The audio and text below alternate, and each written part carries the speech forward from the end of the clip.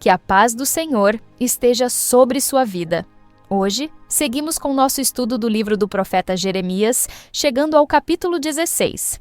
Este capítulo apresenta instruções específicas do Senhor para Jeremias. Ele não deveria casar-se, nem ter filhos, nem participar de lutos ou festas em Jerusalém. Essa ordem não era apenas pessoal, mas simbólica.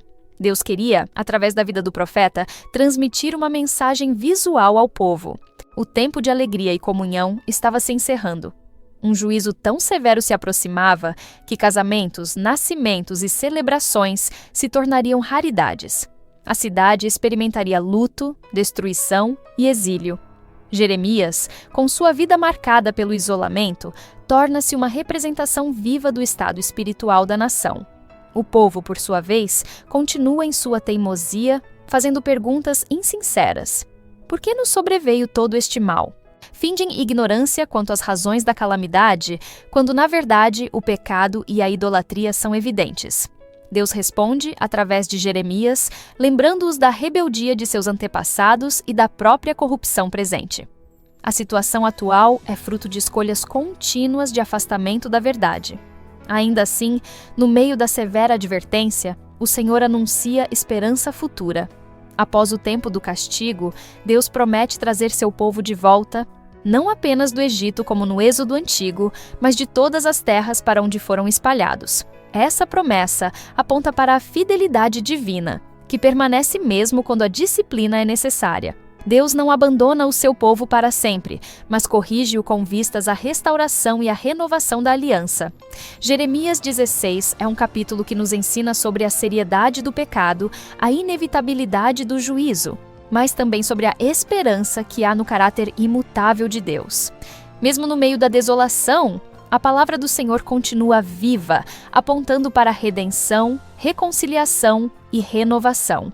Que neste estudo possamos aprender a confiar na disciplina amorosa do nosso Deus e a permanecer fiéis, mesmo quando somos chamados a viver de maneira contracultural em meio a um mundo em decadência. Agora, convido você a acompanhar comigo a leitura do capítulo 16 do livro do profeta Jeremias.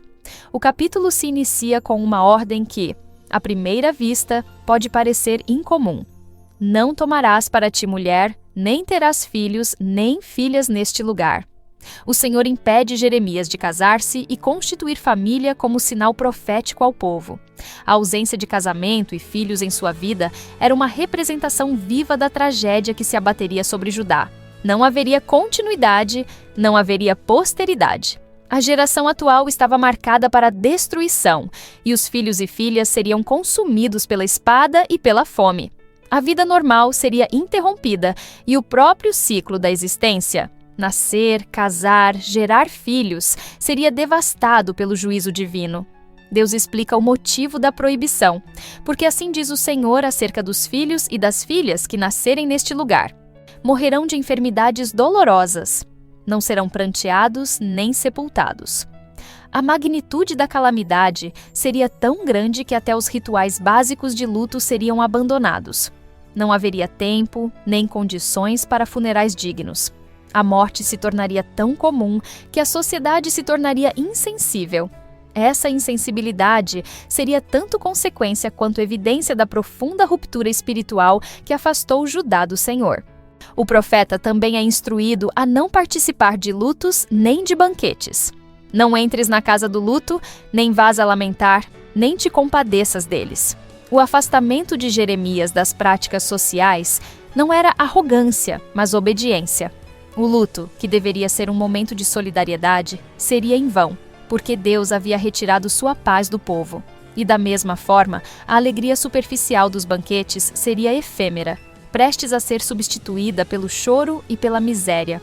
O silêncio de Jeremias diante dos mortos e o seu afastamento das festas são sinais visíveis de que o tempo da misericórdia estava se esgotando. O Senhor declara: farei cessar deste lugar a voz de alegria e a voz de gozo, a voz do esposo e a voz da esposa. Essa declaração é de partir o coração. O que antes era símbolo de bênção, casamento, alegria, vida, seria interrompido. Jerusalém, que deveria ser uma cidade de celebração da presença de Deus, se tornaria um deserto emocional e espiritual. A ausência de festas e casamentos não é apenas uma consequência social da guerra, mas o retrato de uma nação que, tendo rejeitado a Deus, perde o direito às dádivas que vêm de sua presença. O Senhor antecipa que, diante das atitudes de Jeremias, o povo inevitavelmente perguntaria: por que nos ameaça o Senhor com todo este grande mal? Que iniquidade, que pecado cometemos contra o Senhor nosso Deus? Essa pergunta revela a dureza e a cegueira espiritual do povo. Mesmo cercados por sinais claros de advertência, eles fingiam ignorância quanto às suas transgressões. O coração endurecido se recusa a reconhecer o pecado e, em vez de se humilhar, prefere questionar a justiça de Deus. A pergunta que deveria ser feita com arrependimento é feita com espírito de afronta. Deus então responde com clareza através do profeta: vossos pais me deixaram, diz o Senhor, e após outros deuses foram e os serviram. A infidelidade não era recente. Era uma história contínua de desobediência, idolatria e rejeição da aliança. As gerações anteriores se desviaram, mas a geração presente foi ainda mais obstinada. O texto afirma: vós tendes feito pior do que vossos pais. Não se tratava apenas de repetir erros antigos, mas de aprofundá-los, institucionalizá-los, torná-los parte da cultura. O pecado deixou de ser um desvio momentâneo e passou a ser a prática normal da vida nacional. O Senhor descreve: eis que cada um anda segundo o propósito do seu coração maligno para não me dar ouvidos. A autonomia que o povo reivindicava, seguir seu próprio coração, era, na verdade, rebelião contra Deus. O coração humano, corrompido pelo pecado, não é fonte segura de orientação. Quando o homem se torna seu próprio guia, inevitavelmente se afasta da verdade. Deus chama isso de malignidade, pois viver segundo o coração natural é viver em oposição à santidade do Senhor. A verdadeira liberdade não está em seguir os próprios desejos, mas em submeter-se à vontade perfeita de Deus. Em vista disso, o juízo é declarado: lançar-vos-ei fora desta terra, para uma terra que não conhecestes, nem vós, nem vossos pais. O exílio é a consequência inevitável da recusa contínua em ouvir a palavra. A terra prometida, símbolo do favor divino, seria perdida. O povo que escolheu servir deuses estrangeiros seria entregue a nações estrangeiras.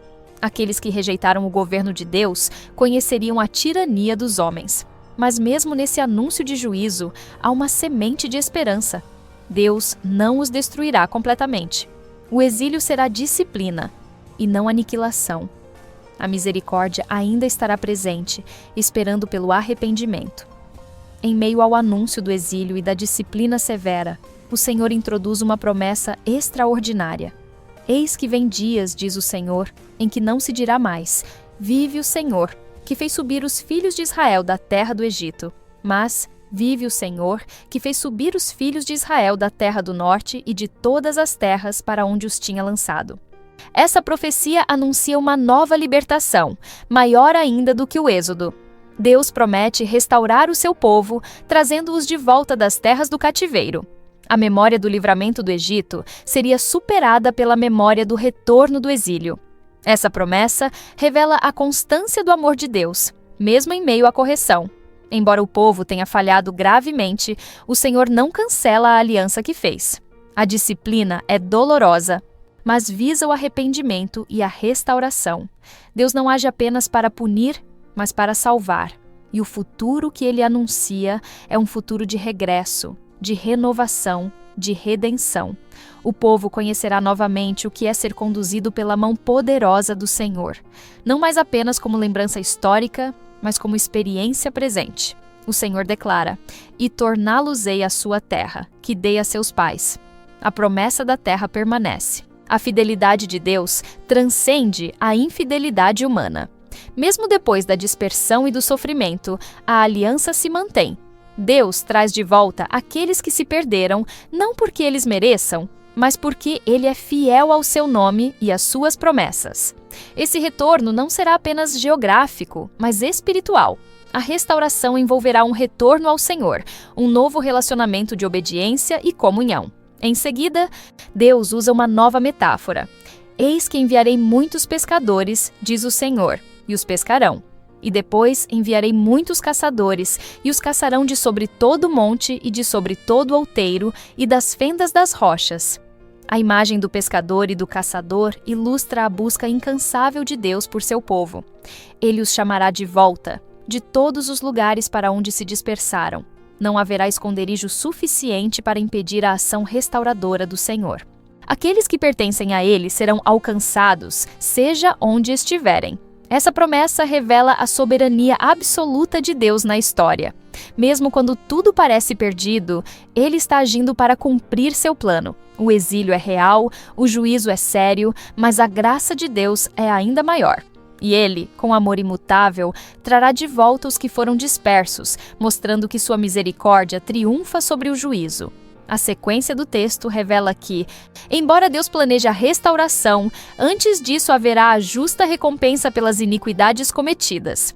O Senhor declara: porque os meus olhos estão sobre todos os seus caminhos, não se escondem de diante da minha face, nem a sua iniquidade se encobre aos meus olhos.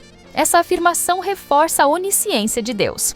Nada passa despercebido diante dele, nenhuma idolatria, nenhum ato de rebeldia, nenhuma injustiça social escapou ao seu olhar. Deus não disciplina por capricho, mas com justiça perfeita, porque tudo vê e tudo pesa. O Senhor prossegue: primeiramente pagarei em dobro a sua iniquidade e o seu pecado, porque profanaram a minha terra com os cadáveres das suas coisas detestáveis e encheram a minha herança das suas abominações. A expressão em dobro aqui não indica exagero, mas a suficiência da retribuição divina. A gravidade da profanação exige uma resposta proporcional. O povo não apenas pecou de maneira privada, mas transformou a Terra Santa em palco de idolatria aberta e contaminação espiritual. Os altos e os bosques, antes destinados à adoração ao Senhor, foram convertidos em centros de práticas pagãs, trazendo sobre o povo a ira santa de Deus. Apesar da severidade da disciplina, Jeremias responde com uma confissão e uma esperança. Ó Senhor, força minha e fortaleza minha e refúgio meu no dia da angústia. Mas, em meio a toda a desolação que se aproxima, o profeta reconhece que Deus é seu único sustento. Ele não encontra força na estabilidade política, na economia ou nas alianças humanas. Sua fortaleza está em Deus. Em tempos de juízo, os que confiam no Senhor encontram nele segurança, mesmo que todas as estruturas ao redor desabem. A visão de Jeremias vai além das fronteiras de Israel. A ti virão as nações desde os fins da terra e dirão: nossos pais herdaram só mentiras, vaidade e coisas em que não há proveito. Essa é uma antecipação maravilhosa da abrangência do plano redentor de Deus. Não apenas Israel será corrigido e restaurado, mas as nações também reconhecerão a futilidade de seus ídolos e se voltarão para o Deus verdadeiro. O juízo não é o fim da história. A correção de Deus visa a revelação de sua glória às nações. Aqueles que por séculos adoraram a mentira confessarão que somente o Senhor é digno de adoração. O capítulo se encaminha para seu encerramento com uma pergunta poderosa que ressoa como um desafio aos deuses das nações. Fará o homem para si deuses? Esses tais não são deuses. Deus expõe a loucura da idolatria com clareza. A criação de ídolos pelo homem revela não apenas a corrupção do coração humano, mas também a vaidade do esforço em buscar segurança, direção ou vida fora do Deus verdadeiro. O ídolo é obra humana, limitado, sem poder, incapaz de salvar. Aqueles que se apegam a eles estão entregues a uma ilusão fatal, trocando a verdade pela mentira. Em contraste à vaidade dos ídolos, o Senhor afirma: portanto, eis que lhes farei conhecer desta vez. Eis que lhes farei conhecer a minha mão e o meu poder, e saberão que o meu nome é Senhor. Aqui a misericórdia e a soberania de Deus se entrelaçam. O objetivo do juízo e da restauração não é apenas corrigir o comportamento do povo, mas revelar o caráter do próprio Deus. A disciplina e a salvação caminham juntas para que tanto Israel quanto as nações reconheçam quem é o verdadeiro Deus, o Senhor que tudo criou, que tudo sustenta e que reina soberanamente sobre todas as coisas.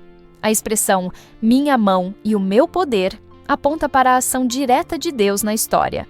Ele não é um espectador passivo dos acontecimentos humanos. Ele intervém, corrige, salva e se revela. Esse agir de Deus não é apenas para um grupo privilegiado, mas para que todos saibam que Ele é o Senhor. O propósito final não é a destruição, mas a glória de Deus sendo conhecida em toda a terra. Esse é o fio que corre por todo o livro de Jeremias. Em meio ao pecado e ao juízo, a graça de Deus está operando para restaurar e revelar o seu nome às nações. O capítulo termina assim, não com uma nota de desespero, mas de esperança fundamentada na soberania de Deus. Mesmo em tempos de disciplina severa, há um plano de redenção em andamento. Deus não abandona a obra de suas mãos. Ele conduz a história com justiça e misericórdia, para que todos reconheçam que somente o Senhor é digno de glória, honra e louvor. Jeremias, em sua fidelidade dolorosa, aponta para essa esperança. Um dia, toda língua confessará que o Senhor é Deus, e toda a criação conhecerá a verdade que liberta. Agora, convido você para uma breve oração. Senhor, meu Deus e Pai, te agradecemos por tua palavra, que mais uma vez nos ensinou sobre a seriedade do pecado, a necessidade do arrependimento e a grandeza da tua misericórdia.